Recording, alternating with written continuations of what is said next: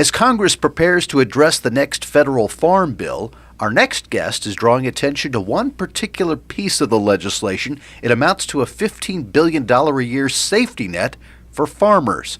Daren Bakst is Research Fellow in Agricultural Policy at the Heritage Foundation. Welcome back, Daren. Thanks, Mitch. Great to be here. And I'm saying welcome back because many listeners of this program might remember that Daren Bakst was a longtime legal and regulatory policy analyst and director of legal and regulatory issues for the John Locke Foundation. So yeah, we appreciate great years. Appreciate you being back with us on this very interesting topic. So the federal farm bill is a very large piece of legislation, lots of pieces, but the piece that you're focusing on is what is thought of as sort of a safety net for farmers. Why should we be focusing on this? Well, real quickly, I think when people, the safety net is really what people think of when they think of the farm bill. Really, most of it is food stamps, at least the cost of it.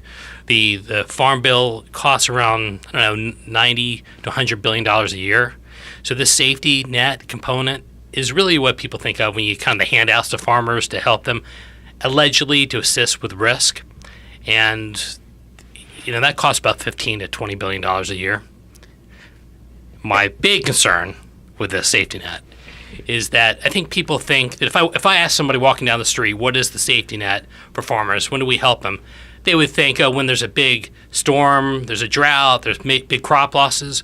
Well, if only that was the case. Unfortunately, that's not what the safety net really is. It's focused on providing a very small number of farmers growing a small number of commodities assistance just because they don't meet revenue targets. And it's usually the wealthiest farmers that are getting this money. Most farmers don't even get these subsidies, and the focus is not on crop losses.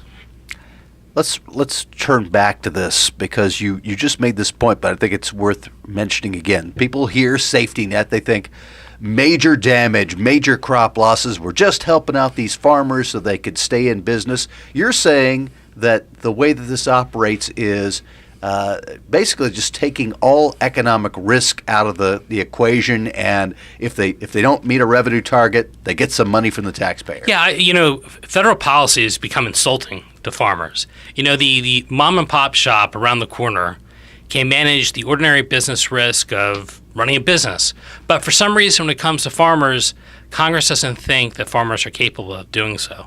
Well, granted, most farmers are, and because they don't get these subsidies. But for these kind of this small number of cronies, they're getting assistance just because they don't meet because their revenue targets of a given year is just they get less revenue than they thought. But when it comes to like the crop losses and the disasters, that's not what their focus is. Plus, you could have a bumper crop if you're a farmer. The weather could be perfect. The production could be awesome, historical records, and you're still getting a check from the government.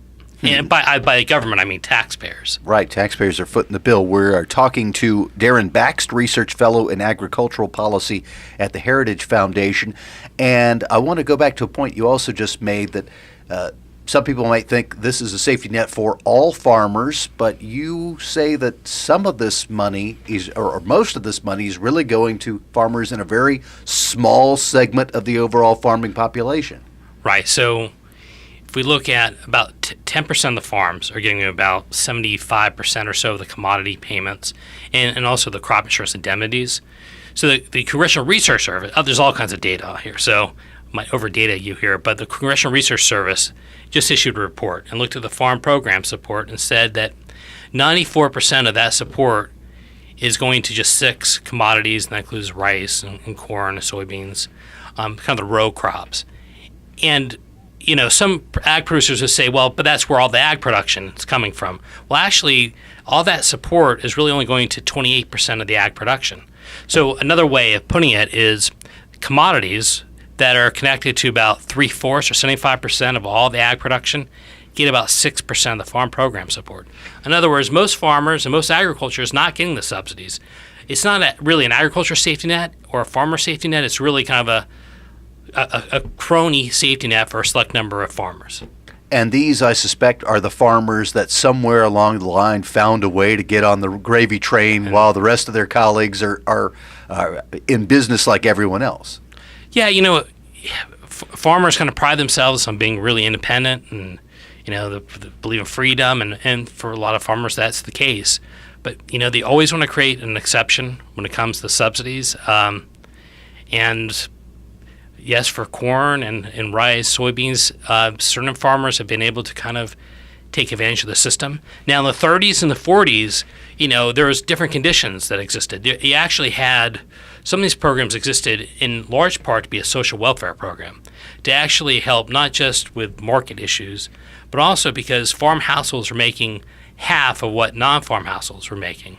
Well, things have definitely changed since then. In fact, it's not 50. It's really the opposite now. Farm households the median income is about 50% greater than the households for all U.S. households. Their median wealth of farm households is about 10 times greater compared to all U.S. households. So you've got this reverse Robin Hood effect where taxpayers are handing all this money primarily to these very wealthy farm households, and to manage the same risk that anybody else, any business manages, and you'd want a business to manage. And it's pretty hard to defend, and that's what we're trying to go after in the next Farm Bill.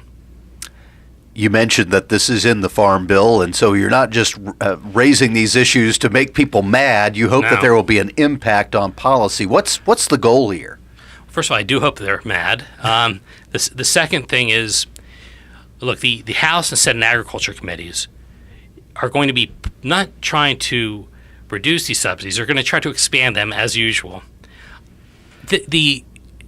I think when people are listening to this, they may think, oh, it's the Farm Bill. I'm not a farmer. It doesn't impact me.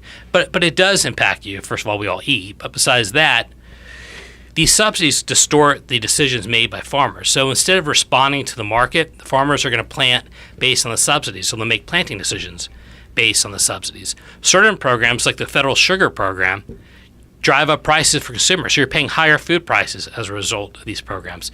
So there's a lot of reasons for a lot of folks to be concerned about this, on top, of course, of the fact that we're paying $15 billion a year to kind of help a bunch of cronies. These farm bills crop up every 5-6 years or so. Is there any sense, as you're watching this, that people are getting the message and thinking, we got to do something about this?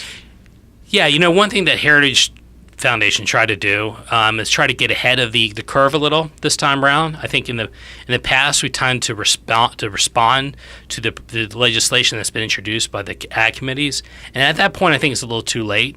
So we definitely tried to help shape the message before this Farm Bill comes around, and we're also working with groups on the left and the right to try to develop a broader coalition, because believe it or not, folks on the left and the right agree that this farm subsidy system is out of control, and we're trying to at least bring some common sense to it.